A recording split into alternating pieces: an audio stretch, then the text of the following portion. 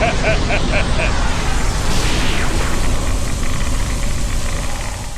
haven't done this in a very long time. An honest to goodness, earnest One Piece chapter review. Oh, it's been, I think, since what, 2018, 2017? Something like that. Like the very beginning of Wano Country. The very beginning of Wano Country. Where I was doing these chapter reviews on the regular. But I figure for chapter 1000, why not? Because chapter 1000 is, of course, a very special chapter.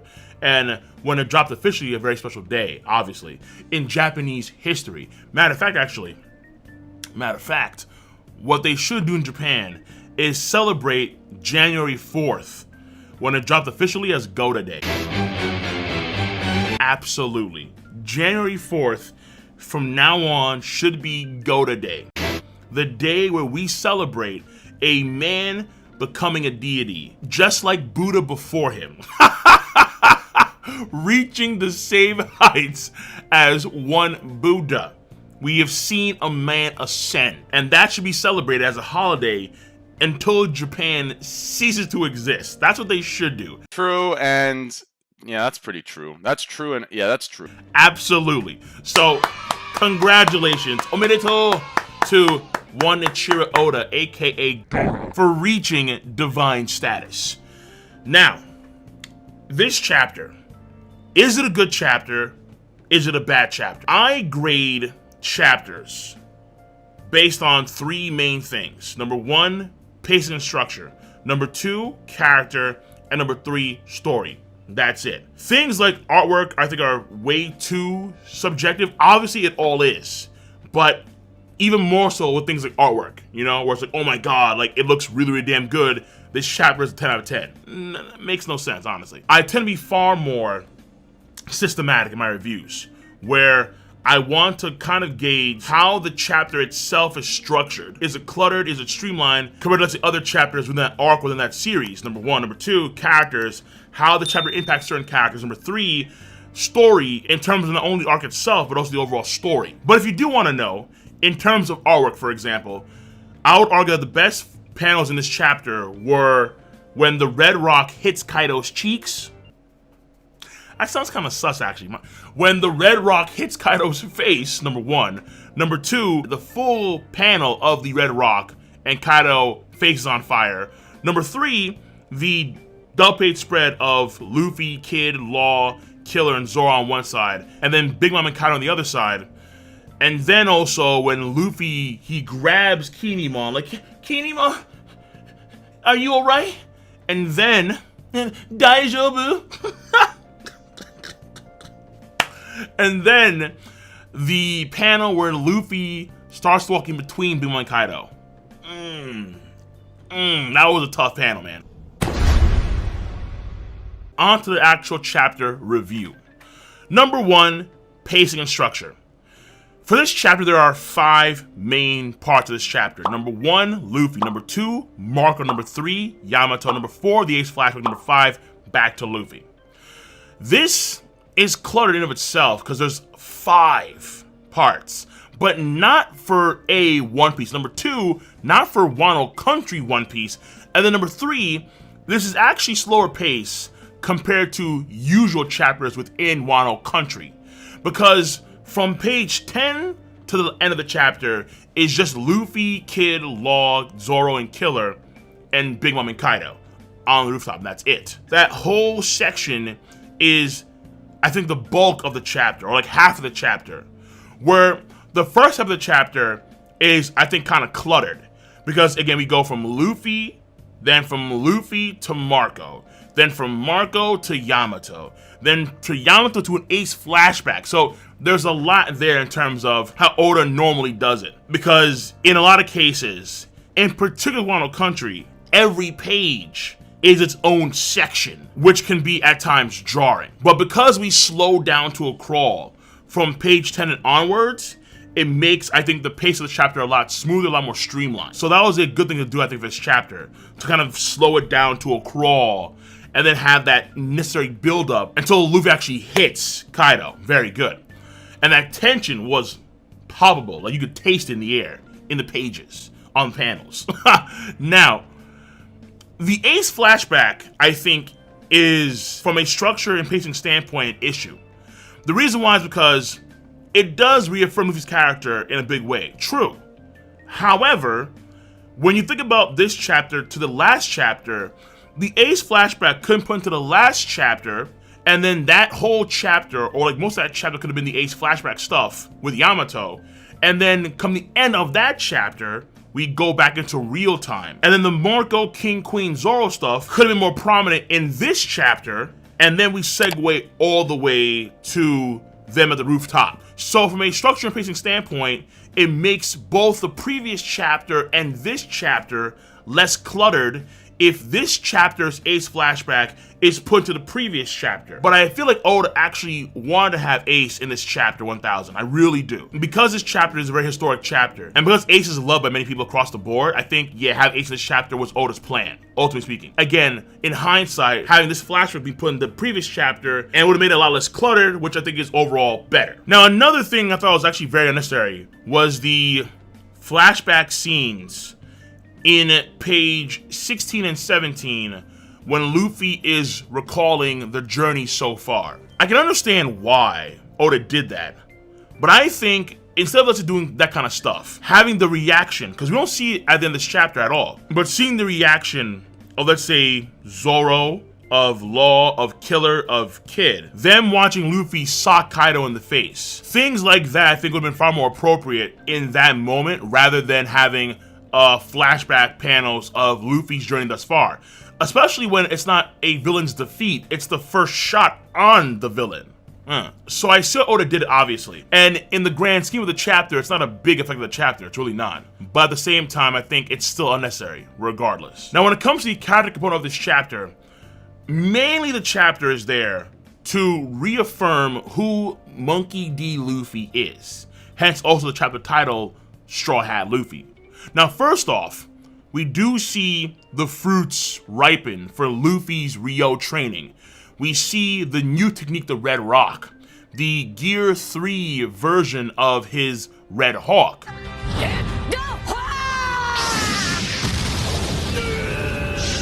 We see how Kaido takes damage. Very important. So the fruits of the Rio training have ripened. I won't say plucked just yet, because I would argue that over the course of this fight, Luffy's Rio will continue to improve, and he will get stronger during this fight. Just like during the Katakuri fight, he got stronger over the course of that battle. So the same thing should apply here against Kaido. So character-wise, we are seeing a bit now of what Luffy can do power-wise, which is good. Number one. Number two, again, the main focus of this chapter, the reaffirmation of Luffy as a character. This is Luffy. No matter what, through thick or through thin, even against the most powerful opponents, Luffy will still be Luffy. Only one time he has faltered in that, I think, and that was when Ace had passed away and he had woken up and he was going crazy because he had failed to save Ace. But in comes Jinbei, you have Nakama. Oh my god. So from the very beginning of the chapter, you have Luffy there to thank Sicilian Musketeers and how he will never forget about how they risked their lives to save and protect Raizo. That was good on them. And we have Sicilian start to cry. We have the Ace flashback, where again, the main thing about the Ace flashback is to reaffirm Luffy's character, in particular, Luffy's dream. In particular, a hidden component of Luffy's dream, which will need its own video, but it coincides directly to chapter 585, where Sabo and Ace hear about Luffy's dream, and then Sabo starts to laugh, and then Ace is in shock, like, what the hell are you talking about, dog? And also, this coincides to the Oden flashback in chapter 166, where Goldie Roger has the same thing, where he states his thing, or his dream, and then Whitebeard is laughing, and then Oden's in shock. So that is very intriguing, without a doubt. But that will require its own video again, because normally I'm very long-winded, so I don't have like a 40-minute video talking about Luffy's hidden dream, quote-unquote. So moving on, him walking past Kaido and Big Mom to check on Kinemon, his pal, his friend, showing us the readers that once again, Luffy will go through great lengths for his friends, and nothing will hold him down, not even to Yonko. And of course, after hitting Kaido, we have Luffy's comments of how he'll be the man to surpass Kaido and to be Pirate King, in lockstep with Crocodile, with Doflamingo, with Katakuri, and so on and so forth. He even does the whole Shanks thing, where like he has the straw hat and looks at the straw hat. Like Shanks from Chapter 1, when he gave the straw hat to Luffy, Luffy has a very similar pose, but has a silhouette, where he looks at the straw hat like that. Again, reaffirming Monkey D. Luffy. So, from the standpoint of character, nothing really changes. But at the same time, that's the intent of the chapter. Nothing changes. When it comes to Luffy, you get what you get, for better or for worse. Another thing here, obviously, for character, was Yamato, and how Yamato and Ace are very much alike. And in this chapter, that notion is continued. Ace, you can argue that from a writing perspective, on Oda's part, it could be seen as a bit lazy, that Ace and Yamato are very similar. Like, very similar. But at the same time, it depends on where Oda is going to take Yamato's character. One of the key things here is Kaido's character, and how deep and how far Oda's willing to go with Kaido's character, number one. Number two, it depends on if you believe that Yamato will join the crew. More often than not, the Straw Hats as characters tend to change when they join the crew. And I can see Yamato following suit if she were to join the crew. Very important right there. So it depends on Oda, honestly. Jinbei is an exception, I think. Brook maybe as well. But Frankie changed, Nami changed. Robbie, you can argue, was only really a temporary member of the crew until after Enies Lobby. So a lot of the character development for Straw Hat Pirates tends to come when they're actually joining the Straw Hat crew. And Yamato may follow suit. So again, that's what I'm saying. It's lazy in a way, but not necessarily a bad thing, because I want to see where this goes in the future of this arc for Yamato. And for this chapter particularly, Yamato and Ace, and how they're similar, it's just reaffirmed in this chapter. It was more apparent in previous chapters, like in the last chapter, it was like very apparent that Yamato and Ace were very similar. But again, it's chapter 1000 view, not 999. Also, for character, Queen.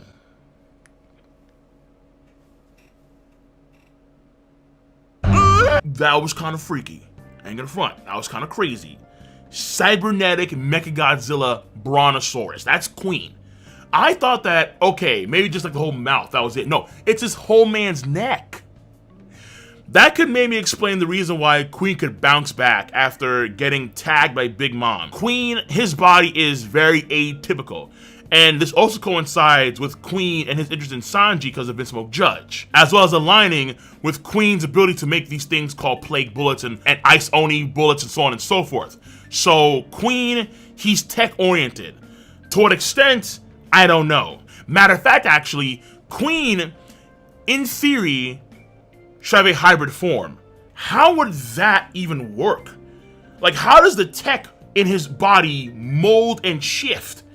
When he go, okay. Queen is about to be funky.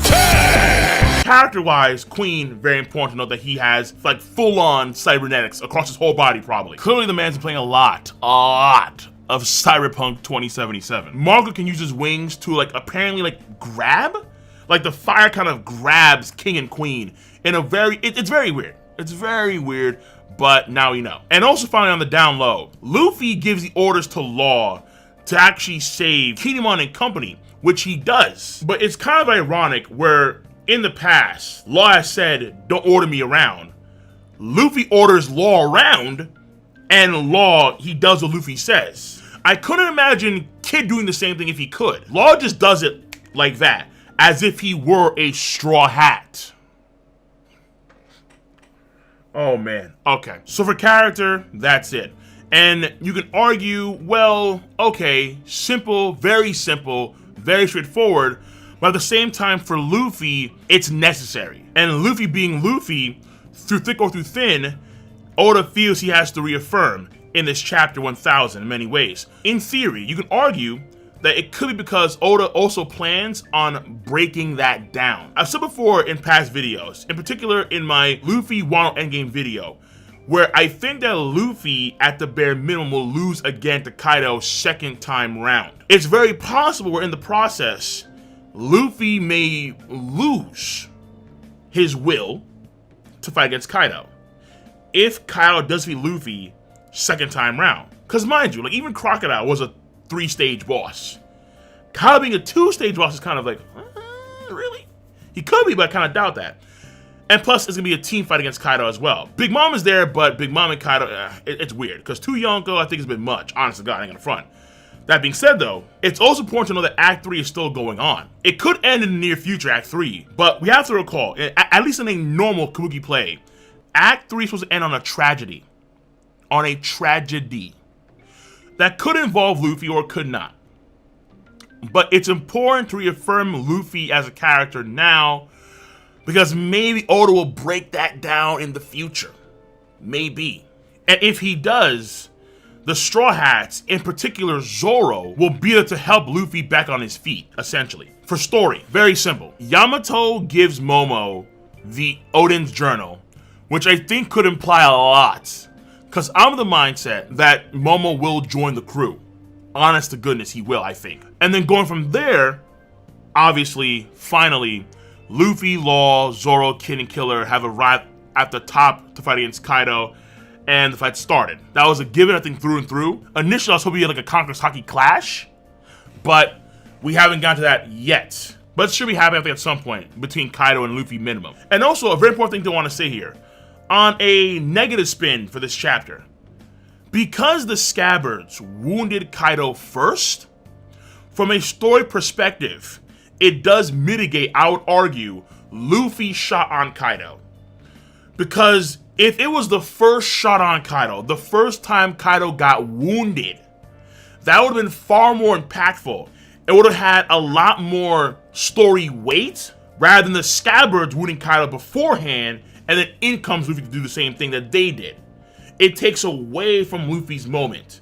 I said it back then, and it comes to bear now, where the chapter rating would probably be higher if this was the first shot that Kaido took that he got wounded from, and it was done by Luffy. So Big Mom is there, and Big Mom, she's shocked to see Kaido get clocked for the first time, but the same shock reaction that she has now, which does amplify this moment, also would probably be the same reaction she'd have against the Scabbards comboing against Kaido in previous chapters. And that, I think, from an overall arc perspective, was a miss on Oda's part, I'd argue. So the overall chapter rating, initially my reaction, I gave it a 7.5. Normally I do that nowadays, where like, let's say in my streams, I give it a rating off the gate. But after giving it some review and some time to think about the chapter as a whole, the rating is actually a 7. Probably a 6.5. Because, again, you have to realize that in this chapter, the main character component is just Luffy and who he is as a character, but that's nothing really new.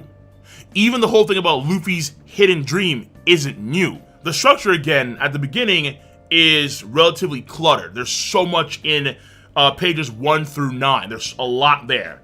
And the flashback, in hindsight, I see what Oda probably put it there, because of, but I would argue, from a structure standpoint, it's just more clutter. So in the grand scheme of things, it's a good chapter, but it's probably okay plus. So if you don't know, good for me is a 7 out of 10. Okay is 6 out of 10. Okay plus is a 6.5 out of 10. Great is 8, amazing is 9, and you is 10, baby. And then 1 is Fairy Tail trash. Fairy Tail is absolute trash. So on that note, this chapter, a simple chapter, not as extravagant as I wanted chapter 1000 to be. I ain't gonna front. I wanted a lot more from chapter 1000. The potential was there, absolutely. But at the same time, not bad at all. Not bad at all for a chapter 1000. So, on that note, I'm gonna catch you guys and gals on the flip side. Let me know your stance on the subject matter at hand. Be sure to rate the video. It is not that hard to do, because I guarantee you all, you have a device called Zamasu. You use Zamasu to click, rate the video, to click, subscribe, to click on that bell to join the squad. And of course, as always, feel free to please do comment in the comment section down below. Peace out. More videos on Chapter 1000 to come in the near future. Take care. Have a nice one.